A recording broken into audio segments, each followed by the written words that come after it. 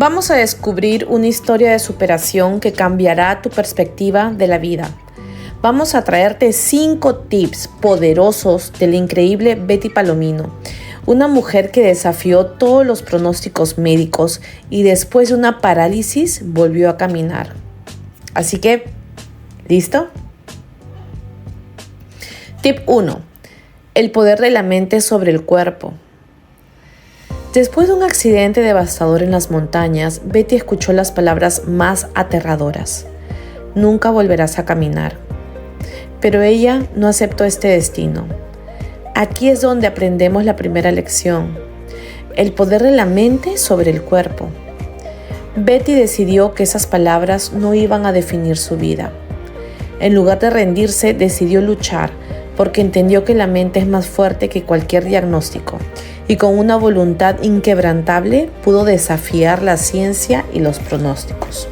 Yo le puedo agregar a eso la fe. Cuando te toca a ti, o sea, por madre, como dice, hay un dicho así de que cuando te toca, así te quites, pero te toca. Y pues la dona era para mí. Ese accidente era para mí porque Tu hija se tiró en la misma dona sí, que tú te tiraste. pero no en el mismo momento, o sea, en el grupo de amigos, o sea, nos tirábamos, o sea, eran de parejas, de pares. Yo me tiro con otra muchacha, la otra muchacha se monta adelante y yo me monto atrás. Como te digo, o sea, todos nos estábamos tirando. Y esa era mi primera vez que me correspondía a mí. Cuando me tiro con la chica, esa vaina cogió una velocidad, de una vaina de que eso fue en cuestión de segundos.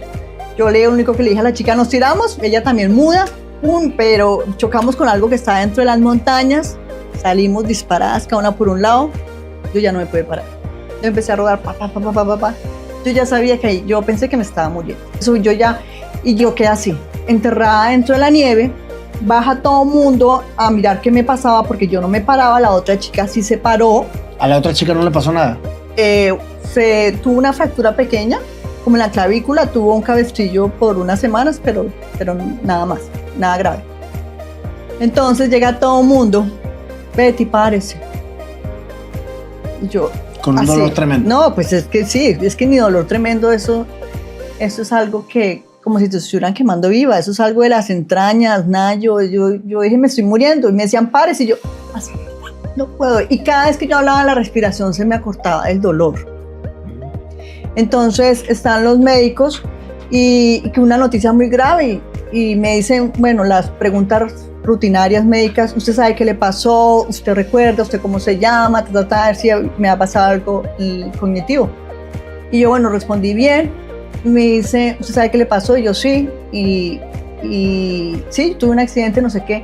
Me dicen, es que usted le pasó algo muy grave, usted tuvo un accidente, se fracturó su columna, tuvo daño de médula y usted va a quedar en silla de ruedas para toda su vida, para siempre. Y yo, pero en ese momento yo estaba tan dormida, tenía tanta morfina que yo era como si me hubieran estado diciendo cualquier cosa. Yo cero consciente. O sea, tuviste un daño de médula. Daño medular.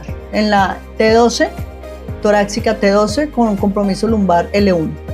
Me dijeron que tenía que esperar unos días para que mi columna desinflamara, que me tenían que hacer una cirugía, abrir columna, espalda abierta, y ponerme en unas barras de titanio para que sostuviera mi columna, ¿sí?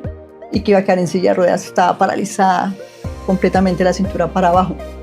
Pero yo no podía mover nada y me tenían que venir a mover. ¿En qué momento tuviste la conciencia de que no ibas a volver a caminar?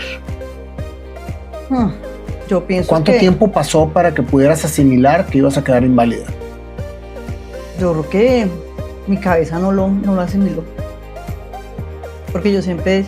Hubo momentos era como una montaña rusa, porque me pasaron, después paso por un momento de divorcio, por muchas cosas, Nayo, pero si usted me pregunta a mí, las primeras semanas yo decía, no, yo no me voy a parar acá para mí nunca, yo decía, este es el médico que me está hablando. Tal vez mi ignorancia, y le agradezco a Dios, que en ese momento no era una mujer ignorante lo que me había pasado, yo no sabía absolutamente nada de una fractura de columna, nunca me había fracturado ni un dedo, nunca, y menos la columna. Entonces, para mí, yo digo, le doy gracias a Dios de que mi ignorancia era en ese momento de cero, de saber qué era lo que era un daño medular, y Y en mi cabeza no era posible.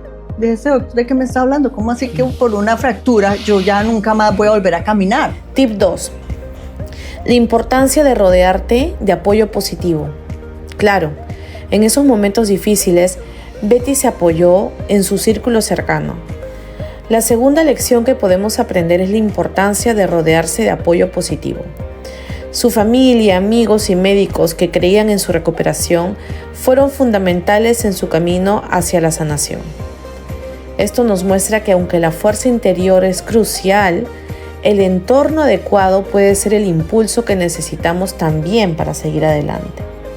Muchas veces las personas se van hacia la parte negativa y de victimismo, Así que es con lo que crecen porque la mamá es lo que más influye, y no en el tema de decir yo puedo y yo puedo salir adelante. O sea, son casos muy atípicos los que realmente llegan a hacer algo, ¿no? Así es. Así es, pero mira que tú tienes toda la razón cuando tú dices eso, pero de todas formas uno como ser humano tiene algo como un ADN adentro, ¿no? Porque yo, a pesar de que mi mamá fue ese polo tierra, y lo agradezco totalmente porque me llevó a ser como una persona equilibrada, ¿sí? Que sé que tengo derecho a soñar y soñar en grande, pero también tengo que hacerlo de una forma organizada, ¿sí? Una forma cumpliendo a las personas que confían en mí, en tener palabra. Yo soy una persona que digo, mira, la palabra es lo más sagrado. Tú lo tomaste de esa manera. Así y es una manera sumamente estratégica de tomarlo sin que en tu realmente conciencia lo estuvieras haciendo así. Así es, mi subconsciente lo fue tomando. Tu subconsciente lo fue tomando de esta manera. Y obviamente ahorita nos platicarás hasta dónde llegaste, pero me consta que eres una mujer muy equilibrada. Así es. Así es, ¿no? Y puedes creerlo que también por todas estas enseñanzas de mi papá o dentro de mi subconsciente que me fue metiendo, yo fui una madre muy joven. Mis padres se divorciaron muy joven. Yo tenía 15 años en ese tiempo. Entonces yo entré a la universidad, tenía como 16, 17 años, estudiaba administración de empresas y quedé embarazada. También porque era también los extremos. Cuando estaban bien ellos, o sea, nosotras no salimos porque el peligro, o sea, mi mamá, nada, nosotros éramos niñas de su casa y todo, y mi mamá siempre era como a sobreprotegernos, ¿no? Se divorcian, yo entro a la universidad, empecé a estudiar de noche porque le dije, mamá, no, yo le voy a ayudar a su merced, yo empiezo a trabajar y empiezo a estudiar de noche. Entonces, claro, al estudiar de noche, imagínate, pues ya a los meses quedé embarazada. Yo quedé embarazada con el novio que yo tenía en ese momento. No tenía ni los 18 años. Pero Dios sabe cómo hace las cosas porque mi hija, todo el mundo pensó, dijo, la vida de Betty fue hasta ahí. Sí. ¿Por qué la gente piensa que cuando una mujer sale embarazada ya no tiene un desarrollo personal? Yo pienso que eso era el tiempo de antes. Que pues como la mujer siempre estaba como subyugada, como estaba como en otro nivel, siempre pensaban era eso, ¿no? De que la mujer, y bueno, en Colombia tal vez más, pero en ese momento mis padres y mi familia, todo el mundo dijeron, no, ya ahí fue la vida de Betty no siguió estudiando, Betty la familia de la persona con la que yo soy, el padre de mi hija, ellos en una fábrica de hacer estuches de joyerías. Entonces pensaron que yo me iba a quedar en esa fábrica haciendo estuches de joyería. Yo hice mi carrera de noche y de ahí me gradué. ¿Cómo es para una niña de menos de 18 años quedar embarazada? No, pues imagínate, o sea, no es fácil, pero para mí, en el caso mío, mi experiencia fue la experiencia más linda que yo pude tener, porque yo dije, yo voy a salir adelante, por mí y por mi hija. Para mí fue un motivo del cielo a la tierra. Y tenías todo en contra. Claro, y tenía todo en contra, mis padres, todo, mi familia. ¿Y el hombre se hizo cargo? Sí, claro. Sí, yo me casé, okay. Yo agradezco, fue un gran hombre, pero era una persona mayor que yo, unos años, pero pues no había conocido. Yo, como te digo, nosotras éramos como los extremos, o sea, mi papá era como la parte alegre, pero mi mamá la parte sobreprotectora, y pues cuando ellos estaban juntos, cero de salir a la calle y todo eso. Y al quedar, y al ser una madre, pues, tan joven, a mí eso me dio, como se dice en Colombia, mucha berraquera de salir adelante. Decir, mis sueños no me van a parar. O sea, mis sueños no, o sea, y también con lo que yo te digo, mi genética, mi forma de ser, dije, no, mi hija a mí me va a dar esas ganas de yo querer superarme. Lo hice, yo hice toda mi carrera de noche, me graduó. ¿Y embarazada de la carrera? Sí, mira, Nayo, el día que yo di a parto, ese día yo salí a la universidad. Yo salí a las 10 11 de la noche, el 3 de marzo del año 95, y me fue a tener a mi hija. ¿De ahí? De la universidad. ¿De la universidad tú fuiste a tener a tu hija? O sea, ese de fue ahí, el día de que ahí nació. me dieron, o sea, yo empecé con dolores estando en clases.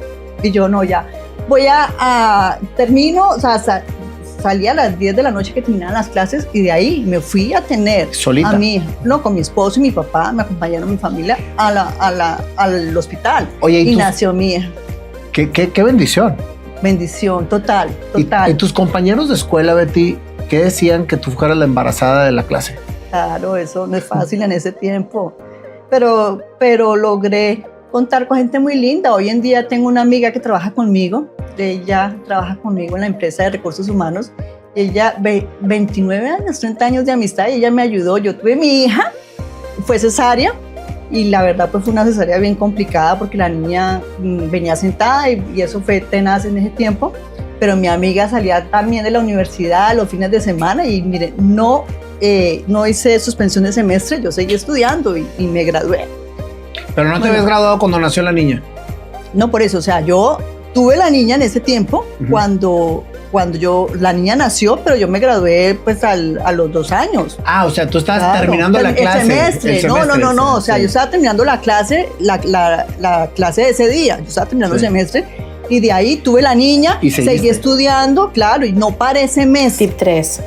La fuerza de la resiliencia. El camino no fue fácil, pero Betty nunca dejó que los obstáculos la detuvieran.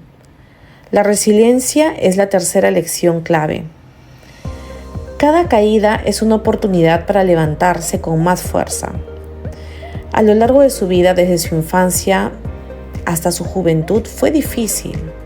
Betty aprendió a convertir las dificultades en oportunidades para crecer. Y así fue como, a pesar de las adversidades, logró lo que parecía imposible. ¿Qué fue? Volver a caminar. ¿Tuviste apoyo de tu expareja, de tus hijos? Claro, pues mis hijos, yo tenía un niño de 4 años, estaba muy pequeño, el niño lo único que puede decir, mami, párate a jugar, cuando me veía, porque estás acostada toda hora, pues estaba muy pequeño. La niña Valentina sí quedó así como en shock, como que... Es que ella vivió todo el proceso. Claro, ella vivió todo el proceso. Mi esposo en ese momento inicialmente sí, pero ya después no, entró a un proceso de divorcio. Por eso era que a medida que yo fui, las primeras semanas en el hospital, yo decía, eso no es posible, yo me voy a parar. Pero cuando yo salí del hospital, cuando yo llegué a la casa y pasaban los días, yo decía, miércoles, esto no va a ser tan fácil como yo pensaba. Como te digo, había momentos de subidas y bajadas en mis emociones. Había momentos que mi mamá pensó que yo me iba a suicidar. Muchas veces. Caíste en una depresión total. Claro, y más cuando a mí me sueltan, 2 semanas después que llego a mi casa, me dice la persona con la que estaba casada que se quiere divorciar de mí. ¿Porque ya no estabas en condiciones o por qué? Porque realmente Nayo, eso es como, así como el dolor era para mí, el dolor era para esa persona. Yo hoy en día, al principio me dolió mucho y pasé por momentos muy difíciles, pero yo hoy en día, yo lo perdoné, sé que también fue un proceso para él, un duelo, y él estaba en la obligación de decidir si quería estar conmigo o no, que mi familia lo único que dice es que no era el momento, porque él me la soltó luego, que se había enamorado de otra persona, que no sé qué, que ya no pero quería... tú en esa condición. Yo no tenía ni un mes de haberme accidentado. Entonces a mí eso me...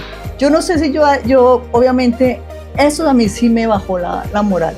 Y sí hubo momentos de mucha frustración, depresión, jamás de quitarme la vida, pero sí hubo momentos de que lloraba y una depresión total. Yo no sabía si era si era día de noche, empecé a fumar. Yo nunca había tenido dependencia al alcohol, empecé a tomar, o sea, en las noches y todo, porque yo decía, Dios mío, ¿por qué eso me está sucediendo a mí?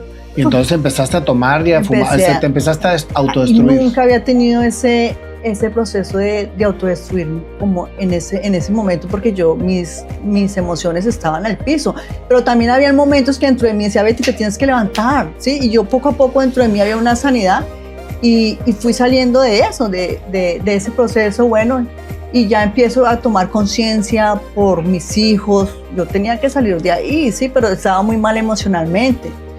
Ahí ya seguía en silla de ruedas, pero luego como fue tan lento, porque es que la gente me ve así, ya fueron 18 años, yo pasé a un caminador, yo caminaba así muy lentamente como cuando una persona le da un derrame, luego pasé a 2 bastones y luego a un bastón, yo ando en un bastón como desde el 2009, pero fueron 3 años que fueron silla de ruedas, caminador, luego los 2 bastones y luego el bastón, y desde ahí ando en un solo bastón desde el año 2009. ¿Cómo, digo, todo ese proceso de sanación fue durante esa época de violencia o fue antes de? No, eso fue en la época de violencia. Tip 4. El poder de los sueños y las metas claras. Betty siempre tuvo grandes sueños, incluso antes de su accidente. En su niñez soñaba con viajar por el mundo y ser una mujer exitosa. Tener metas claras fue su cuarto secreto para superar los desafíos. Mantener la vista en esos sueños le dio la fuerza necesaria para luchar cada día, incluso cuando todo parecía perdido. Esta es una lección para todos nosotros, porque no importa lo grande que sea el obstáculo, siempre debemos aferrarnos a esas metas que tenemos. Yo siento que cada cosa que sucede en nuestra vida es para un gran aprendizaje, y eso me sucedió a mí. Platícame, tú eres de Colombia. Así es. ¿Cómo fue tu infancia, Betty? Mira, Nayo, esa es una pregunta muy linda, porque yo siento que mi infancia fue esa etapa que definió quién es Betty Palomino. Fue una infancia que mi padre era una persona muy soñadora, tuvo muchos defectos, ¿sí? Como cualquier ser humano. Mi papá murió de cirrosis, pero también era una persona muy amorosa, muy cariñosa con nosotros, sobre todo que una persona que desde muy pequeña me enseñó a creer en mí. Él tolimense, de Honda, Tolima, y lo que más recuerdo cuando yo era niña era su forma tan peculiar de educarnos. Él, por ejemplo, cuando estábamos aprendiendo a montar cicla, cuando estaba nadando, porque allá en Honda pasa el río Magdalena, la ciudad de los puentes, la conocen comúnmente. Entonces, él nos enseñaba a montar cicla, y ¿qué pasa? Y uno, pum, se cae, ¿sí? Y normalmente un padre, una madre, es, ¡ay, se cayó, mijito, recógelo! Y él no, le decía, hágale que usted puede. No, déjela a Mariluz, mi mamá, ella puede. Y así era, uno se caía y hágale, Betty, que usted puede. Estaba, a los 3 años, me lanzó a la piscina sin saber nadar. De plano. Así me enseñaron a nadar también a mí. Es un buen método. Pero ahora te demandan si lo haces eso. Así es. Y uno tenía que salir. Y mi hija, yo tengo una hija hoy en día de 29 años, y mi hija cuando estaba chiquita me la tiró. Y yo, papá, que enseguida, pues como toda mamá, ¿qué pasó, mi hija? No sé qué, déjela, Betty, que ella puede. Y así fue mi papá toda mi infancia. Cualquier cosa, estábamos aprendiendo a patinar, hágale, Betty, que usted puede. Entonces, para mí siempre esas palabras simples, Betty, usted puede. Entonces, yo fui creciendo, dije, no, nosotros no somos pobres. Yo me acuerdo que ya estábamos en Honda, y para mi primera comunión, eso yo quería el vestido. Yo le decía a mi mamá, yo iba caminando con mis tacones, yo le decía que yo quería ser sofisticada, que yo quería viajar por todo el mundo. Y mi vestido de primera comunión era con una pava, imagínense, en Honda, 45 grados, con una super pava, así. Yo era... pero bien. Yo dentro de mi niñez, yo siempre quería eso estaba dentro de mí, yo quería viajar por el mundo. Yo sabía que aparte de Honda había algo mucho más, ¿sí? Cuando eras niña y estabas en tu infancia, en tu soledad, Betty, ¿cómo te imaginabas de grande? ¿Cuáles eran tus juegos, tus sueños en tu intimidad? Yo me soñaba viajar por el mundo. Yo me soñaba viajar, ser una mujer muy sofisticada. Me gustaba esto de las cámaras. Yo quería ser actriz, yo quería ser modelo. Pero a mí tampoco eso me lo apoyaron mis padres, porque en ese tiempo mi mamá decía, no, eso trata de blancas. Y finalmente el tip 5. Nunca subestimemos el poder de la fe y la gratitud. La fe de Betty fue inquebrantable. Agradeció cada pequeño paso, cada avance, y nunca perdió la esperanza. Exacto, la fe y la gratitud son la 5ª lección que debemos llevarnos hoy. Creer en algo más grande que uno mismo, tener fe en que todo va a mejorar y estar agradecido por lo que tenemos, porque eso nos va a permitir encontrar fuerzas cuando creemos que no queda nada. Esta lección no solo aplica a la salud física, sino a cualquier aspecto de nuestras vidas. En el 2008 también fue lo de la crisis de Estados Unidos. Sí. ¿Sí? Entonces, yo perdí también todo. Imagínense perder mi matrimonio, perder mi vida. Económicamente quedo con una mano atrás, una mano adelante. Lo único que me quedó a mí fue una limpieza de casas. Alguien más limpiaba las casas que yo limpiaba, ¿sí? Y yo facturaba. Yo hacía todo lo que era la parte de administración. Era una pequeña entrada que tenía semanalmente. Con eso vivía, pero no era más de $500 semanales. Y aparte de eso, de esos $500 semanales, las ayudas del gobierno que tenían, con eso vivía. Y mira, yo digo que no es lo que tú te ganes, lo que tú tengas, es como tú lo administras. Y yo, si yo me ganaba $500, vivía y ahorraba con $500. Y me quedaba para vivir pobremente con mis hijos, pero dignamente vivía. Al momento de que tú empiezas a ser violentada, Betty, que empiezas a tener ese tipo de situaciones, que todavía no estabas al 100% rehabilitada porque estabas en ese proceso de rehabilitación. No pararon tus ganas de seguir adelante. ¿En algún momento dijiste ya no puedo más? Hubo momentos, pero mis hijos. Ahí está la fuerza. Mis hijos. ¿La fe en Dios? Y la fe en Dios. La fe en Dios. La perdí. Y yo me quedo aquí. Y aquí se apaga el botoncito porque yo ya emocionalmente yo no podía. Yo me acuerdo que yo le hice una oración a Dios. Yo le dije, o mi vida cambia o yo ya no soy capaz de seguir. Cuida a mis hijos, pero yo ya no soy capaz de seguir. O sea, yo solamente te digo, solamente quiero que mis hijos estén bien, pero yo ya, si yo me quedo acá, si algo no pasa en mi vida, yo ya no tengo fuerzas. Pero es algo mágico, Nayo, que a mí algo me decía, regrésese a Atlanta. Porque yo le hablé con mi mamá me peleó, mi tía, porque cuando yo les dije, yo no me quedo acá, porque yo tenía una tía que nos íbamos a quedar las dos en Canadá. Cuando le dije, tía, quédese aquí, yo me regreso a Atlanta. Algo dentro de mí me decía, regrésese a Atlanta. Era la única parte que me sentía segura. Yo me accidenté viviendo en Atlanta y ahí pasaron esos años de mi vida ya como persona con discapacidad.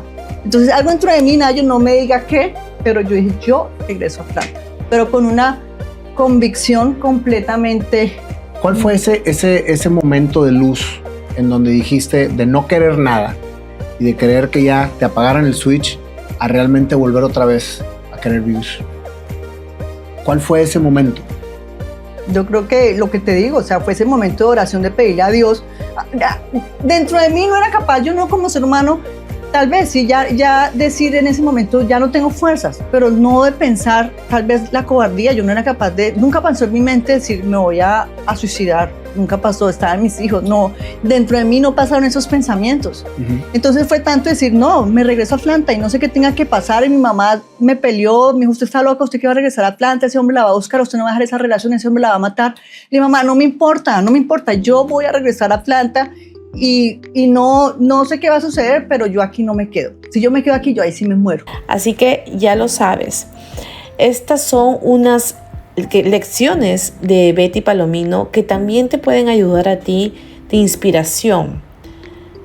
Ella lo que logró fue, a través del poder de la mente, el apoyo positivo, la resiliencia, las metas claras y su fe, lograr lo que quizá la gente por fuera pensaba que no lo iba a hacer, volver a caminar. Espero que te haya inspirado esta historia. No olvides darle like a este video y compartirlo si es que crees que le puede también ser de utilidad o de inspiración a otras personas. Suscríbete al canal también, que es gratis, y además podrían mostrarte más videos similares que nos van a permitir a inspirarnos.